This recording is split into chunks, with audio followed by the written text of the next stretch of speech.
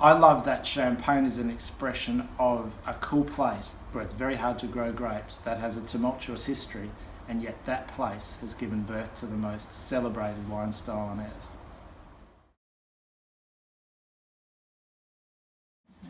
It's phenomenal the way that Champagne has taken off in Australia in the past decade. We're drinking something like 3 times as much Champagne now as we were 7 or 8 years ago. We're the fastest growing Champagne market on earth.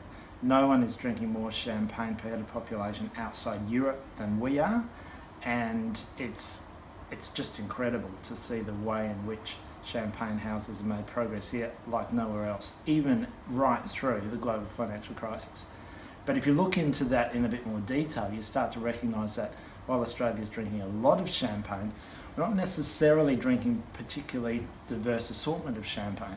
Of all the top 10 Champagne markets in the world, Australia is lowest in its consumption of Champagne growers compared to the big houses, lowest in cooperatives, lowest in rosé, lowest in prestige, particularly low in vintage Champagne, and so almost everything we're drinking is discounted entry-level big house non-vintage blends.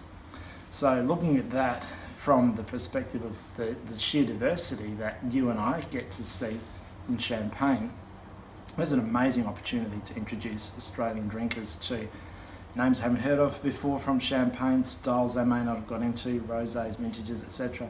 You don't have to spend a lot more on Champagne to get into some very interesting wines compared with the entry-level non-vintages, but there's a chance for people to be a bit more daring. And one of the great joys and privileges for someone like me, and you do this too, is to have the chance to show people these wines, not only through writing and reviewing, but even better, taste these wines with them. Come to dinners, come to tastings, goodness, come to Champagne with us and experience these places for yourself and see just what a remarkable diversity of Champagne there is to offer, even in a market about as far as you could possibly get on a plane from Champagne anywhere on earth.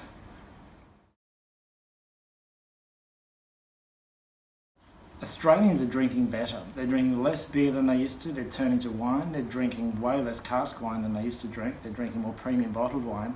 They're drinking less entry-level mainland warm region Australian sparkling. They're turning to places like Tasmania that produce premium sparkling. And they're stepping up to buying Champagne. So Australians are drinking less, but they're spending more and drinking better. And that's a fantastic trend in a country where alcohol abuse has been an issue for so long. So the next step in that is perhaps for Australians to see that they don't have to just drink the entry champagnes, that there's more diversity in Champagne available to them as well. So quality, not quantity? Yeah, very much a quality, not quantity thing. Globally, there's no beverage style more celebrated than Champagne. People see Champagne, they associate that with celebration, they associate that with prestige, and rightly or wrongly, because there are some cheap champagnes out there that I wouldn't touch, rightly or wrongly, they look to Champagne as being an opportunity to spend up and to celebrate.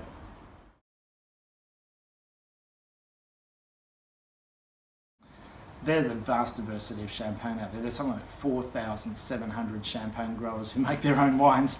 In Australia, we only see a couple of hundred of those. Our importers are very discerning about which champagnes come into Australia, and if you poke around a good restaurant wine list or a great independent wine store, or even some of the bigger chain stores these days, you can find some fantastic family labels alongside some fantastic big house names that we know and love.